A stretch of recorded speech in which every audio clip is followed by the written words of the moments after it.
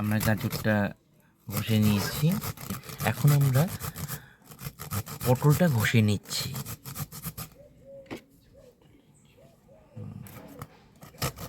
সঙ্গে থাকুন, দেখতে থাকুন। আজ এক নতুন রেসিপি নিয়ে আপনাদের সামনে হাজির হয়েছি। আলুটা দিয়ে নিচ্ছি। এনে গাজর কুচানো আর পটল কুচানো আমি আগে ঘেটে ফেলেছি, তো মিশিয়ে দিই। নেক্সট এবার দুটো লঙ্কা কুচিয়ে দেব, হলুদ গুঁড়ো দিয়ে দিচ্ছি,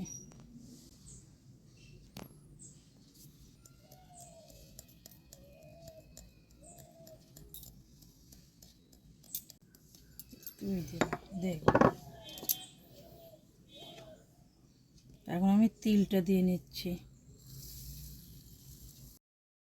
গোলমরিচগুলো থেতো করে দিয়ে দিচ্ছি, পরিমাণ মতো নুন দিয়ে নিচ্ছি, হাফ কাপ চালের গুঁড়োটা দিয়ে নিচ্ছি, 4 চামচে 3 চামচ দিয়ে নিচ্ছি বেসন। আমি সব কিছু দিয়ে ভালো করে চটকায়ে মেখে নেব।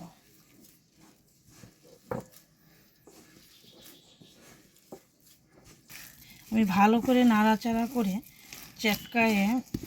চটকায়ে মেখে নিয়েছি। এখন আমি স্বাদ মতো চিনি দিয়ে দেব।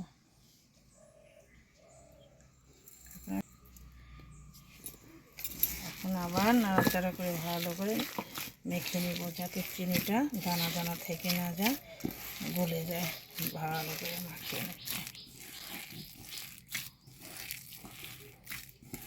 যত ভালো মাখা হবে না, তত ভালো ফুলবে আর ভালো মুসমুসে হবে।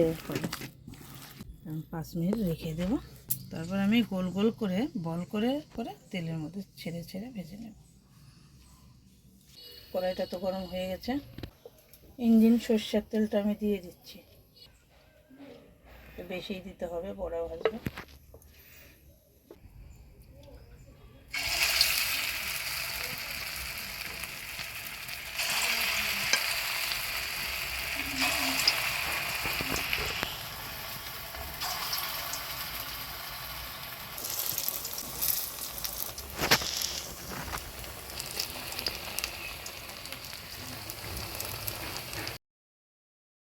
বড়াগুলো ভালো করে উল্টে পাল্টে ভাজতে হবে, হালকা লাল লাল করে।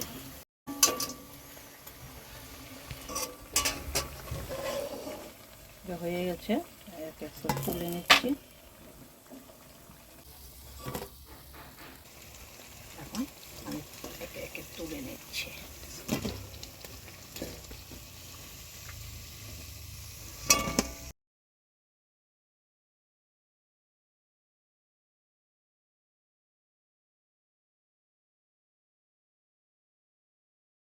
আজ এক নতুন রেসিপি নিয়ে আপনাদের সামনে হাজির হয়েছি।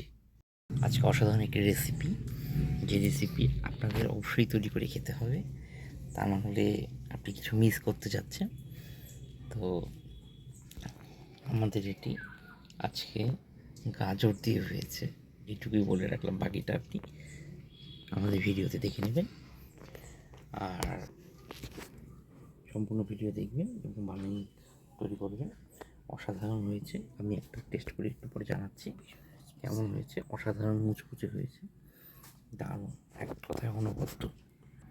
তিলটা দিয়েছি, দেখতে পাচ্ছেন কতটা সুন্দর দেখাচ্ছে। এই তিলটার জন্য এইরকম করে তৈরি করবেন, অসাধারণ, এক কথায় অনবদ্য, সত্যি দারুণ টেস্ট হয়েছে। আপনারাও করে খাবেন।